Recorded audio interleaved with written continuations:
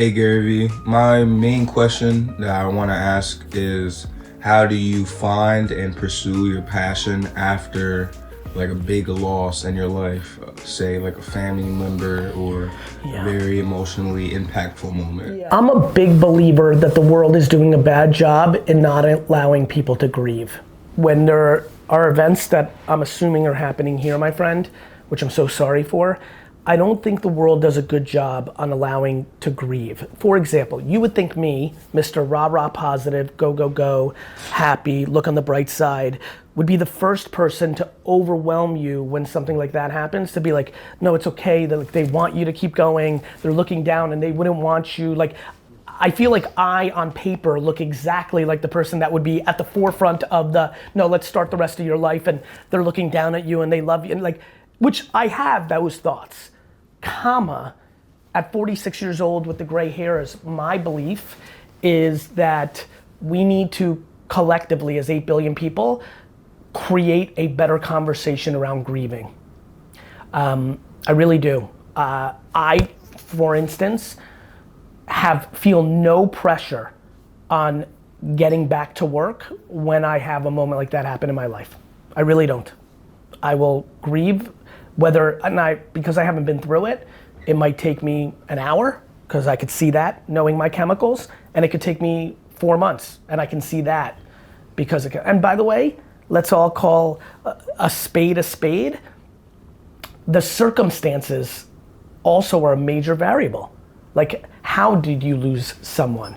Is it a tragic, ridiculously unfortunate accident that's gonna hit you different than a long drawn out illness? Like, there's a million ways to think this through. Did you have time to reconcile it because it was a drawn out illness? Or was that even more challenging because it was like a cloud for 2 years? There's just so many what was your relationship with that person? Of course, like, you know, people have parents and siblings and spouses and children and loved ones, but I don't think anybody here is confused. We have different relationships with the closest people in our lives that are different than our friends and family. My relationship with my mother couldn't be more different than my dad's relationship with his. And so there's a lot of variables that go into this. I often find that regret is a huge driver of how someone reacts. This is why I over-push people to over-communicate with the people they love. I think a lot of us get into our patterns. It was easier for me to talk to my parents when I had an hour commute from New York to New Jersey in Wine Library for 5 years than it is today. I think about it daily. Like, do I feel good about how often I'm talking to the people I love, knowing that everyone has an expiration date? My friend, the answer to the question is, give yourself time to grieve. It's just okay. It's the most profound, there's two profound moments in life. The moment someone is born and the moment that someone dies. There's a lot of interesting stuff in between, weddings and other things, but that's it. At its core, that's it. And I think that they should be understood and we should go deeper into them.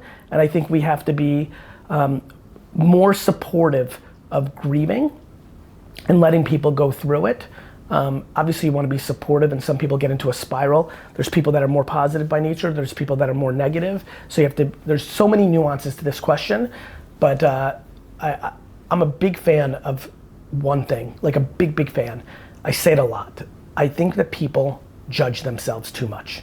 I just think all of you are beating yourself up too much about things. The things you're not, or, you know, my sister's back to work and doing great. Why am I sitting in this dark room sad about my dad? Because that's how you feel, and that's okay. And I think we need to have that combo.